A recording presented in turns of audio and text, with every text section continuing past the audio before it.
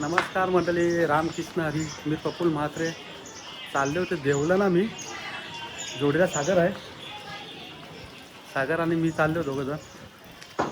आज जन्मोत्सव आहे हनुमंताचा.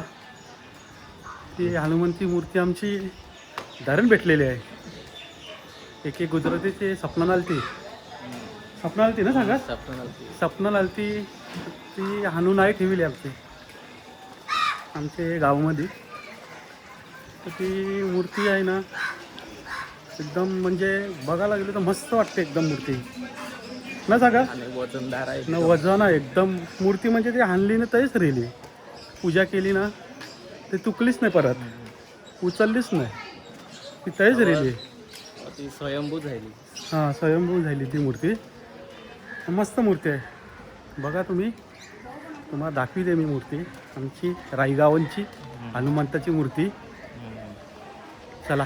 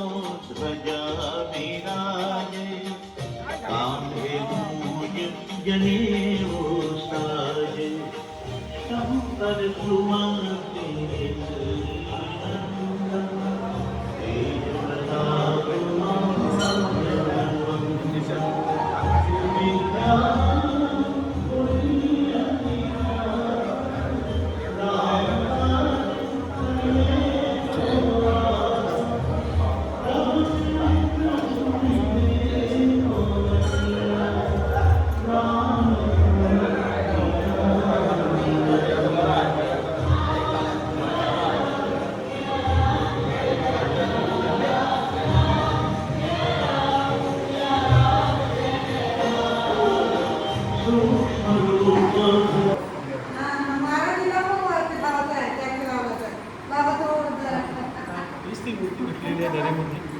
गुजरातीचे स्वप्न आणते ही मूर्ती बसवलेली आहे. आता आपल्याला सगळी माहिती माझ्या काका सांगतील काय आहे ती, कोणचे स्वप्न आणते, कशी आणते, कशी बसवलेली. माझे कोणी काका आहे ते सगळं व्यवस्थित सांगतो. प्रिय बंधू आणि भगिनींनो, आज ज्या मंदिरामध्ये आपण उभे आहोत, हनुमानजी जवळजवळ 150 वर्षापूर्वी आपल्या गावातील गुजराती व्यापारी पानाचंद शेठ म्हणजे ब्रजलाल माणिकचंद शाह यांचे वडील, त्यांच्या स्वप्नामध्ये ही मारुतीची मूर्ती, हनुमानजीची मूर्ती आली. आणि त्यावेळेला त्यांच्या साक्षात्कार झाला की पानाचंद, मी समुद्रामध्ये आहे. समुद्रामध्ये असल्यामुळे मला तुमची आठवण येते आणि तुम्ही मला एक आसरा द्या. कोळी बांधवांच्या समुद्रामध्ये मी आहे. तिथे पानाचंद शेट्टी आपल्या गावातील काशीनाथ धर्मण, लक्ष्मण रामा, रामदास कोलू, रघुनाथ रामजी अशा लोकांना घेऊन ते समुद्रामध्ये गेले. कोळी लोकांचं सहाय्य घेतलं. ती मूर्ती आपल्या या मंदिरामध्ये आणली. त्यावेळेला मंदिर असं होतं की कौलारू आणि कारवा यांच्या भिंती, आणि ते मंदिर उभारलं. आणि त्याच्यामध्ये या 150 वर्षापूर्वी पानाचंद शेटनी या हनुमानजीची स्थापना केली. मित्रांनो, अशी जवळजवळ 72 साली 1972 साली मी गाव पंचमंडळामध्ये होतो. त्यावेळेला गुजराती लोक गाड्या घेऊन आपल्या या रायगावात आले होते. त्यांनी हनुमानजीची मूर्ती बघितली की अशी मूर्ती अख्ख्या हिंदुस्थानामध्ये नाही.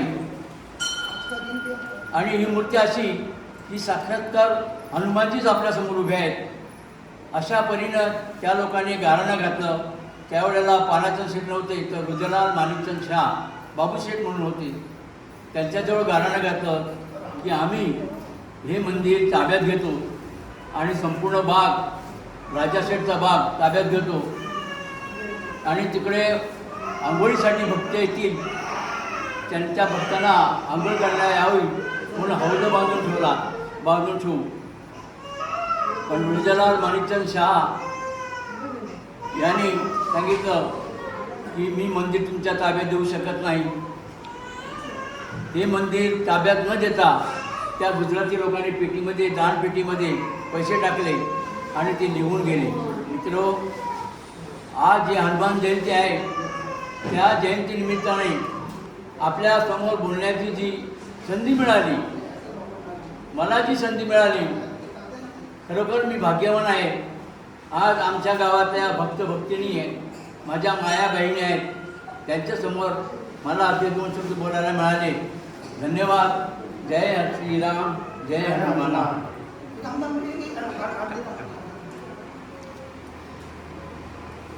श्रीराम.